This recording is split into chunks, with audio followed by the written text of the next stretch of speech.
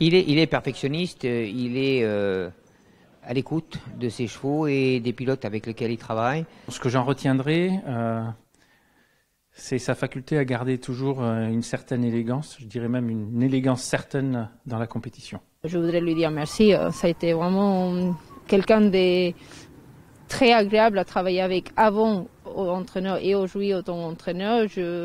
Il participe beaucoup et dès que j'ai un doute ou un petit problème, il est toujours là pour nous aider. C'est un grand professionnel, donc on laisse rien au hasard. C'est comme ça qu'on réussit à gagner la Ligue des Champions, c'est avec tous les détails. Et je pense qu'Alain était capable de gérer tous ces détails. C'était un peu un papa, Monsieur Royer-Dupré. Il était toujours là, plein de conseils et plein de bons sentiments. Voilà, c'était des très bons souvenirs. Il était vraiment autodidacte et c'est tout à son honneur parce que il n'a pas passé des mois et des années dans d'autres écuries de course et donc il s'est construit lui-même sa propre méthode. Et il m'a appelé après les succès de Docteur de Ballon et quand il m'a dit qu'il a versé une petite larme après le deuxième Grand Steeple, ça m'a vraiment touché beaucoup. Qu'un homme qui a gagné tellement de bonnes courses avec des grands champions et soit aussi ému.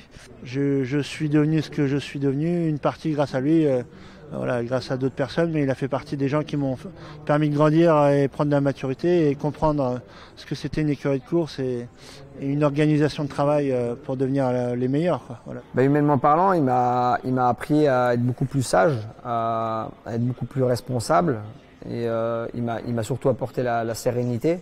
Il m'a appris à avoir un œil différent sur ce que j'avais aux abords des chevaux, au niveau technique, surtout dans l'équilibre qu'un cavalier doit avoir avec son cheval. Il est avec ses chevaux, comme il est dans la vie, comme il est avec les humains. C'est quelqu'un de très respectueux, très à l'écoute. En général, ce que je retiendrai avant tout de lui,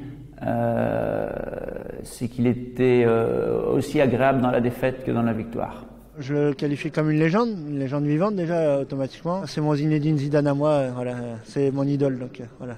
C'est quelqu'un qui a toujours eu des mots gentils pour tout le monde, malgré son statut. Et c'est vrai que malheureusement il va manquer dans le paysage des courses. C'est pour ça que j'espère qu'il va rester en connexion avec notre milieu, parce qu'on a besoin de ces grands personnages qui nous soutiennent et qui font la promotion de notre sport, c'est important.